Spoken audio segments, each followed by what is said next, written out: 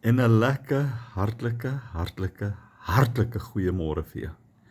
Julle, ek sit en dink gister, is dit nie interessant hoe gebonde, vasgevang en eintlik tyd my en jou lewe reël nie. Ander woorde wat ek eintlik bedoel, ek moet 'n sekere tyd daar wees, ek moet 'n sekere tyd dit doen, ek moet 'n sekere tyd op 'n sekere plek wees, en alles werk volgens tyd. En die dag, as ek en jy hierdie aarde verlaat, dan bestaan die aspek van tyd glad nie meer nie. Glad nie soos wat ek en jy nou tyd ken, om te sê so laat en so laat en so laat nie. Want in die ewigheid staan nie polshorlosies nie. Daar is net 'n eindbestemming en 'n finale beloning.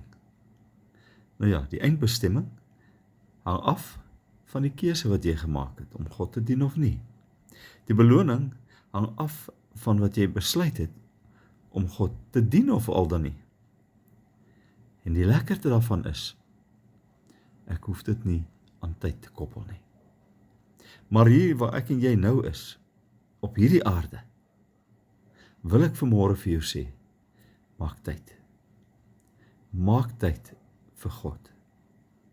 Want in die ewigheid gaan jy nie tyd kry om tyd te maak nie.